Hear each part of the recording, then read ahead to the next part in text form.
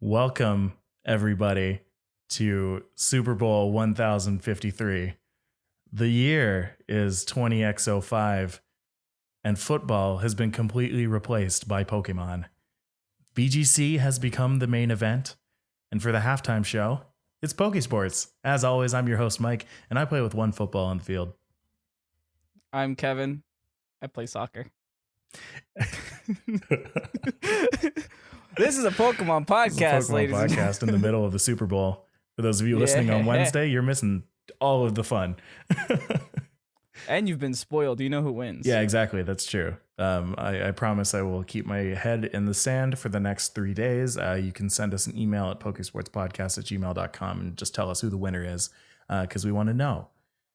Let's do like a football themed question. A football themed question that they can like a call to action okay. that they can send to Pokesports Pod at Twitter. Mm-hmm. If a Pokemon was going to be a quarterback, what Pokemon would that be? That's a good question. What Send Pokemon us a picture of the quarterback? Most quarterbacky Pokemon. Now, I feel like the obvious answer is Machamp. Am I wrong? He could throw 4 footballs at a time. Well, no, he can not only like carry the football, but he can also like tackle and like push people out of the way. Sock and throw is another good one. Save your answers. Save your answers for Gmail. We'll shout out some of the best ones for next week. Actually, today we have a new segment that you'll be able to do that with. But we'll let you know at the end. Anyway, let's get started with the actual podcast, eh? Wow, I'm Canadian. I'm sorry. My Canadian just kind of like snuck out there. It happens. Do you know what football is, Mike? What? Do you know what football is? You mean soccer, right? No, that's what the British call soccer. Like, yeah. Well, like the sport, the Super Bowl sport, football. I'm sorry, I'm unfamiliar. Anyway, in the news, Sword and Shield. Look at this. Sword and Shield has sold over 16 million copies in its first 3 months. Isn't that nuts? It's bonkers. That's crazy. Yeah. It's the highest launch that Pokemon has ever had. And it beats out Omega Ruby and Alpha Sapphire, Ultra Sun and Moon, and Let's Go's all-time sales, right? So Sword and Shield, that's just 3 months. And it beat out the all-time sales of everything else. So what you're telling me is that the boycott worked, Mike. Yes. Yes. It worked very well. I mean, all right. Man, they really drummed up some attention with that one. They're like, oh. What's sad is that part of me thinks that because people weren't expecting anything is why it's doing so well. Yeah. Because when your expectations are 0, you can only be impressed. That's true. I feel like a lot of people were impressed. Anyway, the whole point of us talking about this on Pokesports is that this means that there are just that many more people who are getting into the game. You know, last week, Joey was telling us about all of the people who, came in and set up their Switches. These were all people who actually owned the game, and we had the most, registrations at a Dallas Regionals for however long, for a long time. So that just kind of lends itself to that. In other news, there's a new mythical Pokemon announcement that isn't Calyrex. We don't know what it is, but it's going to be here February 27th. So mark your calendars, people. This month is going to see a new Pokemon. We'll probably talk about it. So definitely stay tuned. I mean, not only talk about it, but I'm sure it'll be a usable in BGC, right? So fingers crossed. Could be something. In other news, this is the first week of Season 3 Battle Stadium, Battle Tower. So go collect your prizes from last season. Go get your game on for this season. Now, I guess it's a monthly thing, right? Yeah. It's been a month. I guess so. Yeah. I was actually listening back to our older podcast. We were like speculating how long we thought these seasons were going to last. We both agreed that monthly is too short. But I guess they decided to do it anyway. I mean, it seems to be working, right? Like there are tens of thousands of people in Master Ball rank by the end of the month. Mm-hmm. So there's at least 20,000 because that's how far down I dropped after my vacation. You're at the very There's end. At least that many. Yeah. I'm not sure. By the way, I have to say right now, I'm loving the conversation in the chat right now of which Pokemon would be best at soccer. Talking about Cinderace. Yep. I mean, yeah, for sure. Would Snorlax be a good goalie? I mean, Yes. He blocks the path. Does dude. block the path. You need a poke flute to get him out of the way. Exactly. Keep it going, guys. Send us an email with that too. It'll be awesome. Anyway, that's the news that we have for today. There's nothing really else that we have to talk about there. So let's move on to our announcements. Our second monthly Pokemon Spotlight giveaway has officially ended as of 9 minutes ago. We're going to be announcing the winner at the end of this podcast. So keep your eyes peeled for that one. Keep your ears tuned in and your noses perked. 75 total entries too. You guys did amazing. Yeah, you guys really came 26 through. More than last time. Not bad. Yeah, give away just everything. Tell us all the stats. Don't. We've been reading the reviews, by the way, on Apple Podcasts specifically, and we're loving the feedback. So thank you so much for that. We're introducing a new segment today where we read questions and reviews. So if you have a moment after listening to this and you do have, Apple Podcasts or iTunes or anything like that, go there, leave us a review, write something out. It really helps us out. And plus, we will be, reading some of the best ones out on each podcast. It really makes us feel like we're at home, Pokemon Home. And that's what we're talking about today. The topic of today's video. Pokemon Home is coming, people, and it's big. It's cannot big. Come sooner. It's bigger Still no than release Pikachu's. date. It's bigger than the biggest Pikachu. It's bigger than the biggest Pikachu. P. And we're here to talk all about it. This week, we got kind of a preview into what it's going to be. It's happening this month. It's happening in February. We don't have all the details, but we have enough to see that it is going to be absolutely bonkers. Mm-hmm. Totally bonkers. Now, immediately, it's exactly what people expected it to be, just kind of like a full Pokedex. But it came with a lot more. It obviously comes with a Pokedex, but also comes with a bunch of like other options, mainly trading, a lot of trading options.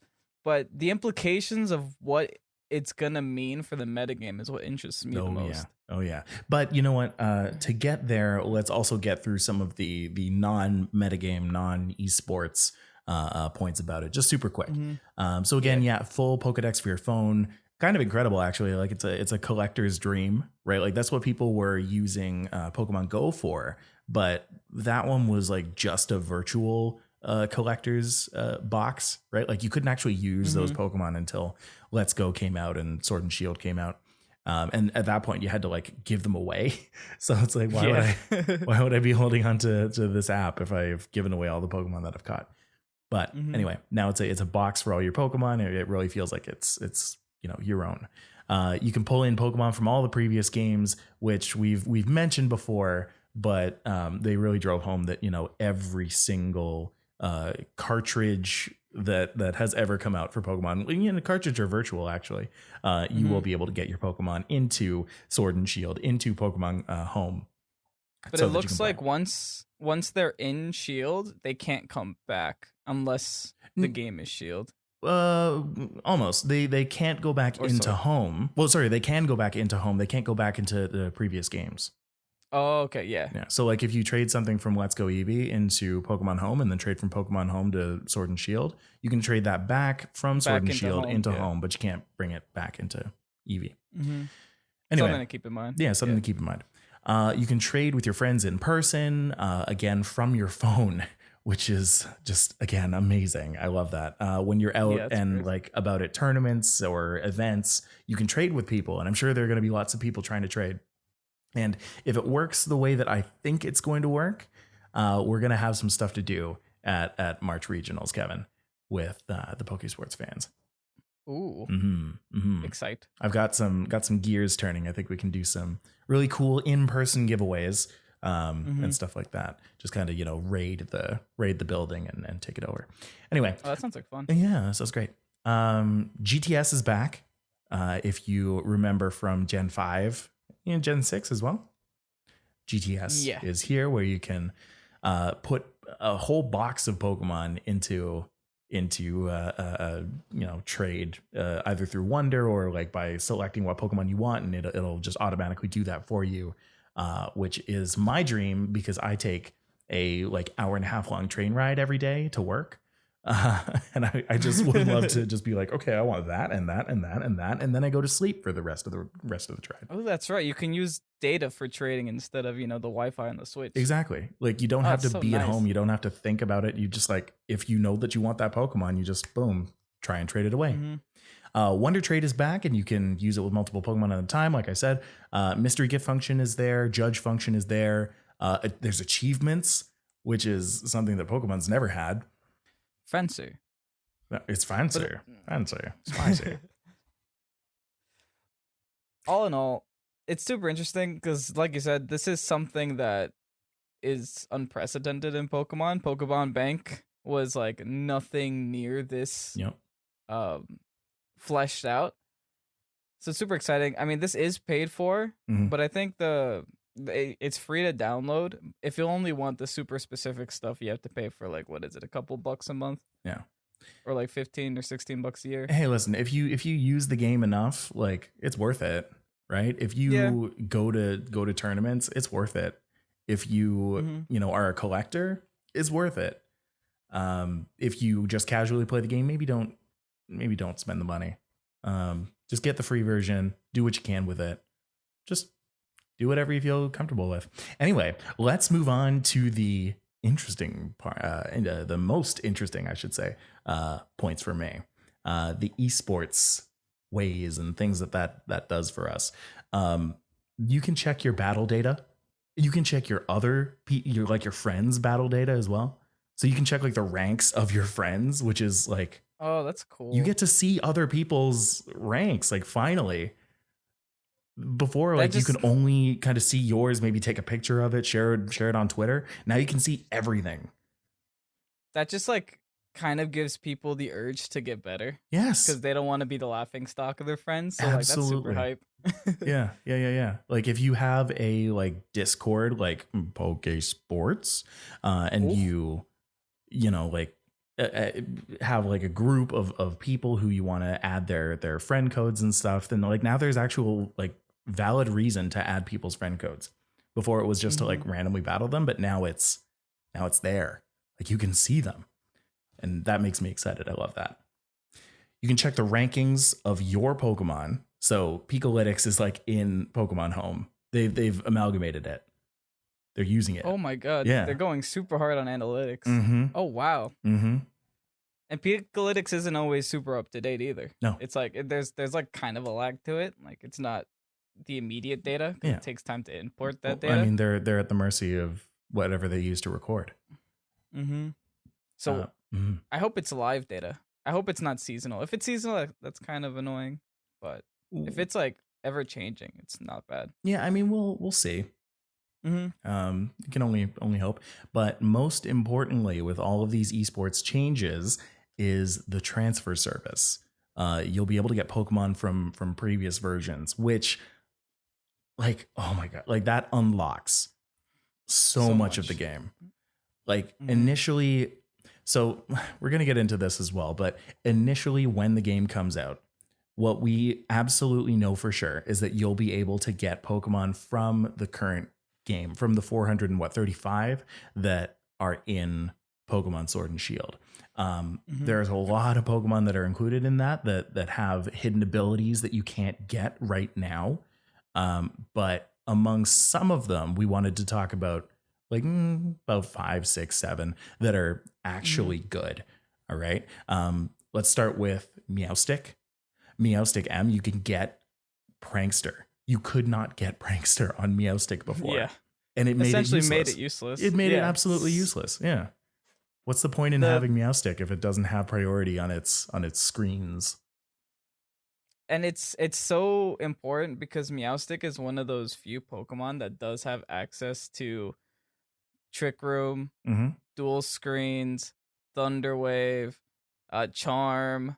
I think it might get Fake Tears. I'm not 100%. It has access to so many of those moves all in one Pokemon, where other prankster Pokemon have like one or two of those moves, or Right. maybe like just one of those moves. Meowstic has like access to a lot of them, Right. and that's why originally I was like, I want a Meowstic on my team, but and then I just realized after looking through all the dens and searching through Cerebi, I'm like, oh, Meowstic is useless right now. Yeah, exactly. But yeah, that opens up Meowstic. I'm happy about that one. We've also got one of my favorites, the Clefairy Clefable line finally gets their hidden ability, which includes Friend Guard for Clefairy, which is actually very, very worth using. It reduces your opponent, your ally's damage by 25%, like their damage taken. Yeah, like it's such a good friend to have.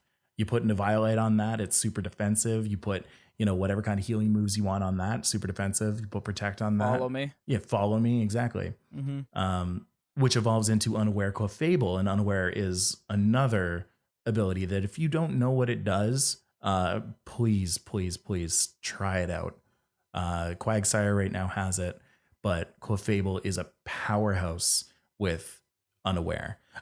For those of you who don't know what Unaware does, Unaware nullifies defenses from the opponent. So when you're attacking, it nullifies any kind of defense increase. Not the decreases though. So if you decrease their defense, you still do the extra damage.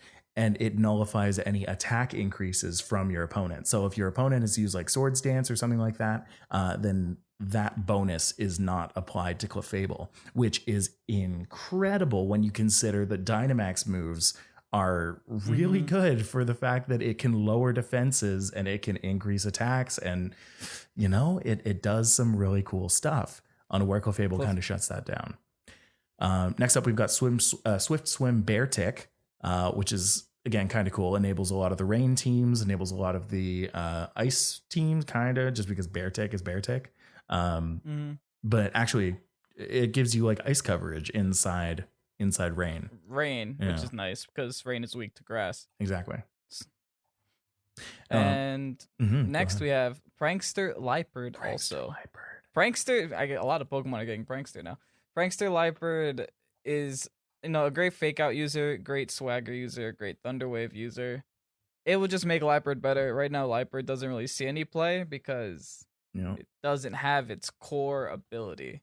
And that's why a lot of people aren't using these Pokemon that we're mentioning, like Meowstic, Clefable, Beartic. You don't see these Pokemon in competitive play because what makes them so good is currently not there. So what's the point of using these Pokemon if they're not playing at their full potential? I totally didn't remember that Liepard was in the game. Yeah, like, it is. the only way that I could like really think about it is if like those times that I was in the what's that zone called where all the Pokemon are? Wild area. The wild area, exactly. Like there are some times where I'd pass the Liepard and be like, oh yeah, that's a really long tail. Maybe I'll get that. Oh, definitely the is it Purloin?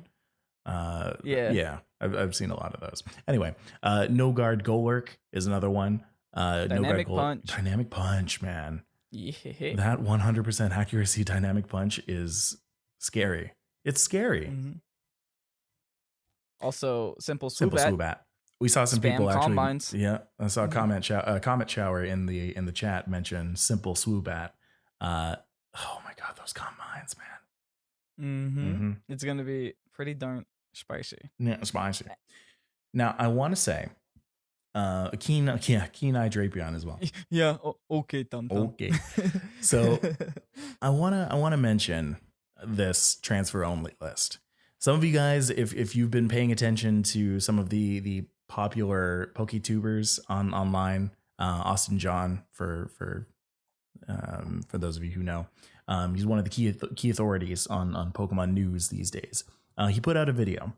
Cerebi had posted the image that I have up right now that list out all the Pokemon that can be transferred only that can be only obtained via transfer, I should say. And he mentioned that the list on Cerebi will be Pokemon available in February when Home comes out, along with the hidden ability Pokemon that we just mentioned. Now, in this list are a large handful of legendary Pokemon, and the rest, including the rest of the Kanto starters like Bulbasaur, Ivysaur, Venusaur, Squirtle to Blastoise.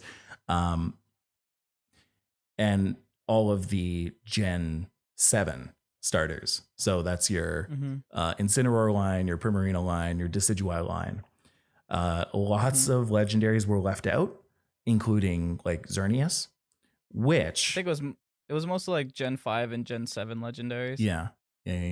Like none of the Reggies, I believe, were in that list either. No. Definitely none of the pseudo legendaries. So none of the birds, none of the dogs. Anyway, the wording that Cerebi has is Pokemon Sword and Shield have many Pokemon that cannot be in the game, but it also has dozens of Pokemon not in the Galar Pokedex, but are usable in game. These are found either by transferring through Pokemon Home or via various event distributions. Now, to me, it doesn't say that they'll be available in game upon release of Home, so I'm not holding my breath for February. Because to me, what that says is you'll be able to move those Pokemon in from Home because that's in the code. But it has not said when we'll be available to do that, when we'll be able to. It doesn't say, it's going to be there right when you go. To me, when it says transfer only, it sounds like it's just not available in game once the expansions come out. Like I feel like you might not be able to get a Venusaur or a Blastoise in the game, and that they'll just like create them into Dynamax versions or Gigantamax versions when you transfer them in. Which is that text. That text from Cerebi also says, or via various event distributions. I would think that if they're going to introduce things like Venusaur and things like Blastoise into the game, it would probably be via event, because those are the, Gigantamaxes. Right. So, yeah, the wording is weird. I hope Austin John is correct. Yeah. But I'm kind of skeptical. Because this is a big list of Pokemon to just dump into a game. Yeah. But there was something that happened today, and I forgot to talk to you about this, Mike, because I was like super swamped with Super Bowl stuff. The Korean Pokemon website accidentally uploaded a photo today. And it was taken down later on. It was a group of every Pokemon in the Galar Dex. And this post was scheduled to go up for the 27th when they reveal that new Pokemon. And there we saw Melton and Melmetal included with all of those Pokemon. Oh, you don't say. So Melton and Melmetal will probably be coming in with Home. Interesting. I think.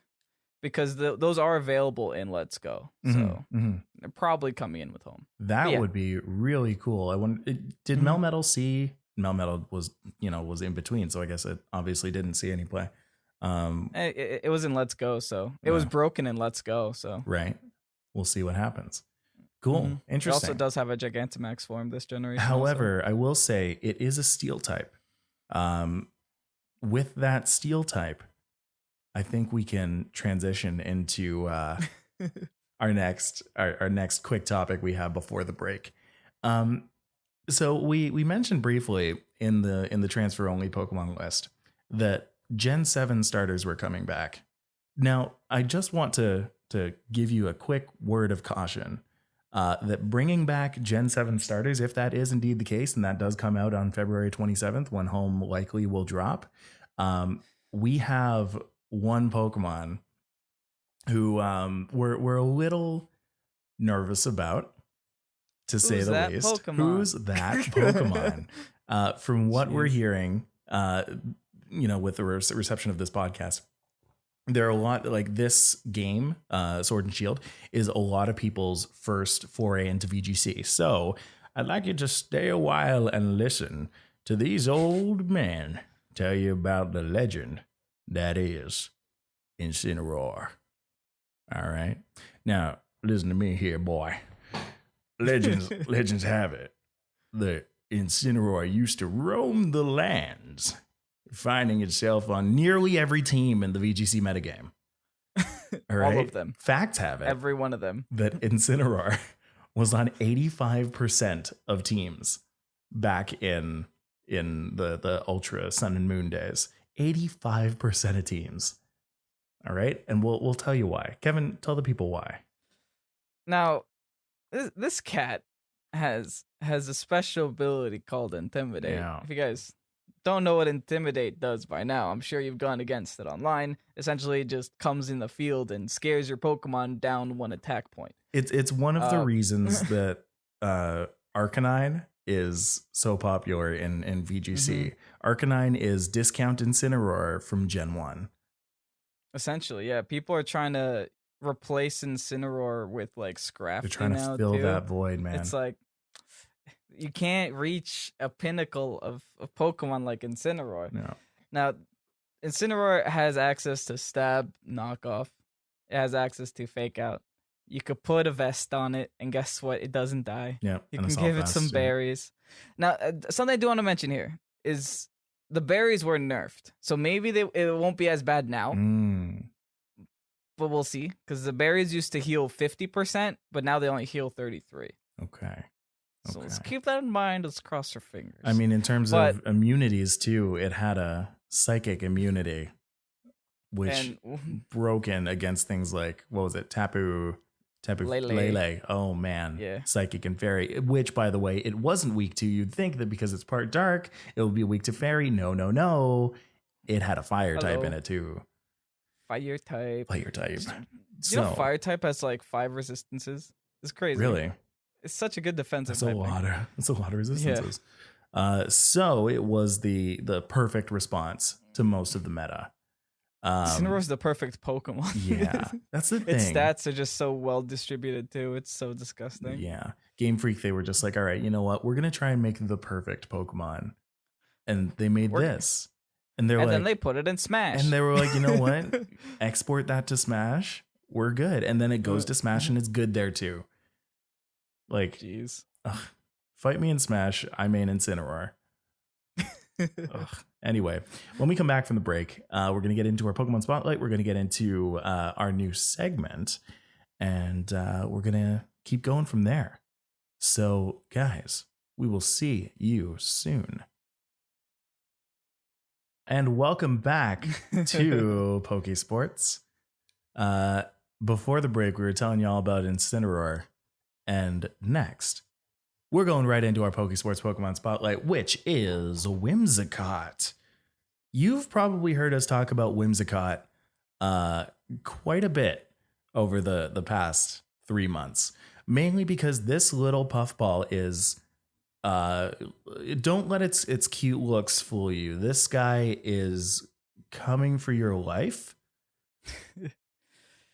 The thing that surprises me about Whimsicott is just like, you look at it and you look at its stats. Mm-hmm. It's so bad on paper.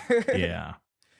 But the access to Prankster and the coverage moves that this Pokemon does have, in terms of like supportive coverage moves, is ridiculous.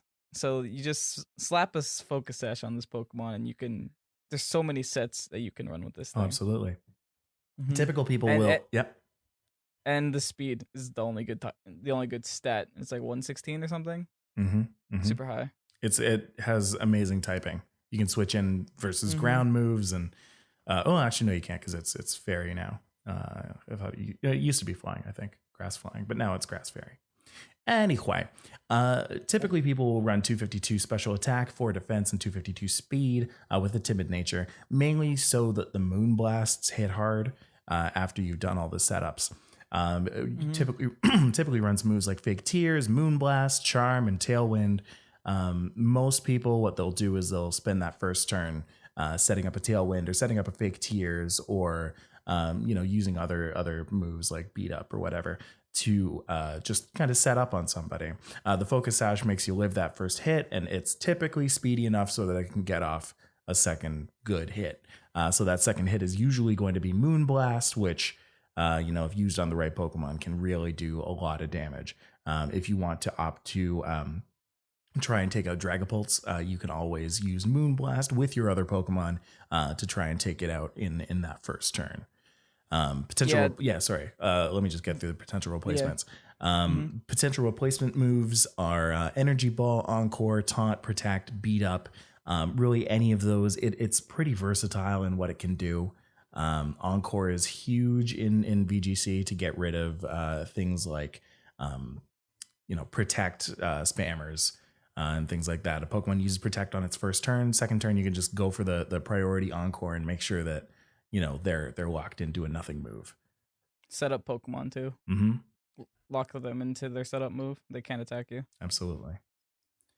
And the thing with Whimsicott and why we carry 252 in special attack, it's because since we're running Focus Sash, there's no real use to run in defenses. We might as well just run it in special attack so that we can hit as hard as possible with our Moonblast. And the reason why Whimsicott is seeing so much play this generation specifically is because of the dynamic speed change, which makes it so that speed is constantly changing. It's always live. It doesn't get calculated in the beginning of the turn anymore. Mm-hmm. So by having a priority Tailwind with Prankster, and I think it's the only priority Tailwind in the game currently, you are essentially adding a whole turn to Tailwind. You make Tailwind 4 turns long instead of the previous 3 turns. Yeah. Because Tailwind used to not take effect until the following turn. So that's why, Whimsicott is just God mode when it comes to Pokemon right now. I really want to drive home that point because I think it's a really good one. For those of you who are just coming up in VGC and trying to learn something, in previous generations, speed was calculated. Any speed increase was calculated after the turn.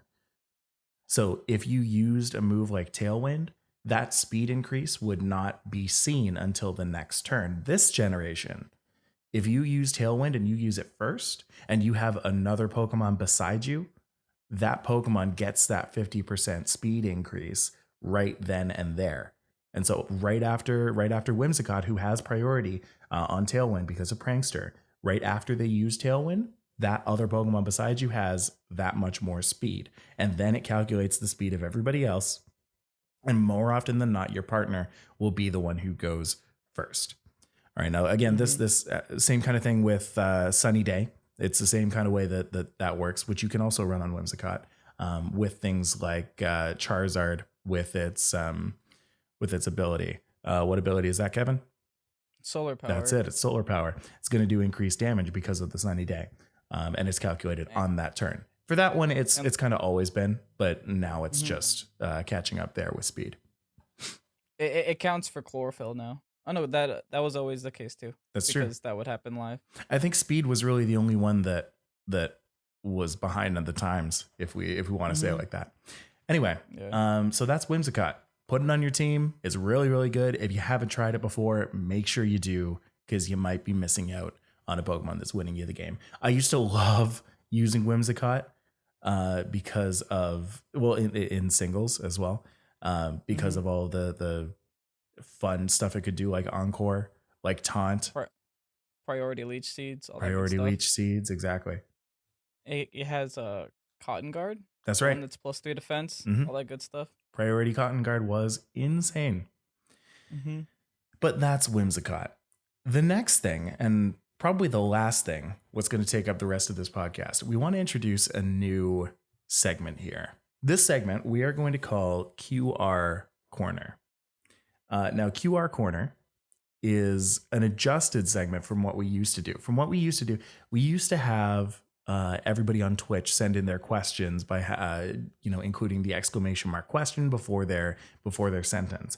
You can still continue to do that if you're on Twitch, but now we're going to be incorporating people who send in their questions and their stories about their battles to pokesportspodcast@gmail.com, or the people who tweet at us at Pokesportspod.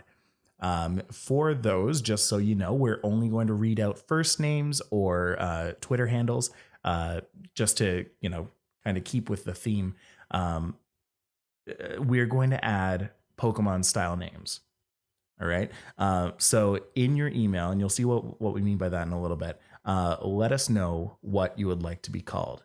And again, Twitch chat, if you're here live, again, still feel free to keep doing what you've been doing, putting exclamation mark question before your question. We're still going to index those. We're still going to read those. But again, just going into email, going into Twitter, kind of expanding it to all the people who don't have the chance to listen to us live, but who, still have the questions, because people have been sending those in, and we want to give them props. Absolutely. Now then, the first question that we have at QR Corner today comes from Joey, who obviously in Pokemon style, we're going to call, and say it with me, Kevin, on the count of 3. 3, 2, 1. Youngster Joey. There you go. Exactly. Youngster Joey asks, I was wondering if you could maybe give advice about Crawdont in the competitive doubles scene, since it's one of my favorite Pokemon and I really want to use it in a competitive way. So, competitive Crawdont. What do you think about that? Now, Crawdont's super interesting because it's actually very used in, like, I think OU right now, which is surprising because typically Pokemon used in OU, you could probably also make work in VGC. Oh, Crawdont's always been popular in OU, man. Yeah, you use a Swords Dance, you use a Dragon Dance on that, and suddenly your Aqua Jets, your Liquidation now I think it gets, your knockoffs, those things. Powered knockoff is just, oh my gosh. Yeah, that sounds disgusting. I'm actually curious as to why it's not seeing a lot of VGC competitive play. Probably because of its, fragility. You really do need to set up once. Yeah, that's that whole setup thing, right? You always have the option of just like running it in Trick Room and going with choice bands, so you don't have to rely on setup. But there's a couple of Follow Me users in the game. I mean, you can kind of make it happen with like Togekiss and DD. Togekiss and DD is interesting. Yeah, like you can bring them alongside a Crawdont and just like let Crawdont go to town. Yeah. I think the typing's a little bit underwhelming. Maybe because what is that Pokemon? Mach Punch Conkeldurr. Maybe that's why it's a little scary. Right. You'd have to be a little bit worried. There are a lot of Pokemon that check Crawdont, and that's a word that I've been hearing a lot more lately, just because I'm getting more into the VGC and more into the competitive scene than I ever was before. I was kind of lightly into it, but now I'm like super heavy into it. And for those of you who know, check, when a Pokemon is checked, like there are moves out there that will completely shut down a Pokemon. And if there are a lot of Pokemon that check a certain Pokemon, then you're probably not going to want to run those, because those are going to have a ton of trouble in the competitive scene. You know what's a good way that you can probably deal with fighting types going against the Crawdont is you can probably run it alongside an Indeedee. I say Indeedee over Togekiss because if you have Togekiss and Crawdont next to each other, you just have a weakness to electricity both on the field at the same time. Right. So you can probably run Crawdont with Indeedee, Follow Me, set up as much as you have to, whether it's a D-Dance or a Swords Dance. And then in the back, I would run something like a Dragapult. It's a ghost type, it's a dragon type, and they resist each other's weaknesses. The only weakness they share is fairy, I think. I see. But then you can run an Excadrill on that team as well. You get rid of that electric weakness, get rid of that fairy weakness, and then you have yourself a good day. You could also not run an Excadrill and run something else. You'll make Mike happier, but you'll lose more games. I mean, it's true. And I should clarify. I'm not here to yuck any yums with my hatred for Excadrill. I personally don't like it, so I'm personally not going to use it. But if you use it, go ahead. I love you for it. I'm not going to hate your team. I'm just going to hate it if I use one on mine. The next question comes from Champion, we're going to call him, Andres, who says, Hi guys, love the podcast. Thank you. I love Octillery and have found a somewhat viable way to use them. Can you help me complete this VGC team or shoot some ideas, which I think we're going to do? I've gotten a few sweeps with this core in Master Ball rank. Awesome. Basically, you divert attacks from Octillery, you use Focus Energy to get 100% crit rate, you Dynamax, and you sweep away. Now, he gave the breakdown for Octillery, which I'm going to see what happens if I post that. Well, they posted that pretty disgustingly in the chat, but I'm going to post that on our YouTube as well. Octillery uses the ability Sniper with the item Scope Lens, 252 HP, 252 special attack, 4 speed, special defense, Focus Energy, Skull, and Energy Beam, Energy Ball, Ice Beam. Now, like I said, we're going to give you some ideas rather than build a whole team out. Not because we don't want to build a team, but because I'm more interested in what you do with the information that we're about to give you. I don't want to build a whole team for you and just have you kind of copy paste it. I want to use the information that we have for you to build your own team and make something new, something interesting. There's no learning if exactly we build it for you. Exactly. The auxiliary is very creative on its own, and I want to see what else you use. Anyway, before we get into any of that, I want to, for the audience, let them know what he's kind of what Andres is kind of going for here. Critical puss is critical octopus. Exactly. This question, when I first read it, it kind of led me down a number spiral. You know how I do, right? In Gen 7, this actually got me to learn that crit got nerfed in Gen 7. Yeah. Flat crit rate for all Pokemon went down from 6% to 4.125, whatever, essentially from 6% to 4%. I'm a numbers guy, right? Which ups your rather, when you up your critical hit rate, it quadruples your chance to crit each time, which maxes out at 100. So every stage of plus crit brings it up by 4 times. So you go from 4% to 16%. Sorry, I'm wrong. It goes up by 3 times. Anyway, goes from 4% to 12%, 12% to 50%, 50% to 100% for each stage. Now, Octillery's sniper ability, it ups crit damage to 2.25 instead of the normal 1.5. So that's what Sniper does. Crits in general ignore all defense boosts on the opponent, and they ignore all attack drops on you. So it's really good for all of those Dynamax Pokemon that are out there, and all of the people who like to set up and increase their defense with cosmic power and all that kind of stuff. Now increases to your attack and decreases to their defense are still calculated, so it's still worthwhile to do. It basically treats it like unaware. Now, the idea with this Pokemon is to pack as much crit on Octillery as possible, and then use those super powerful attacks, those coverage moves, to ideally one-hit everything.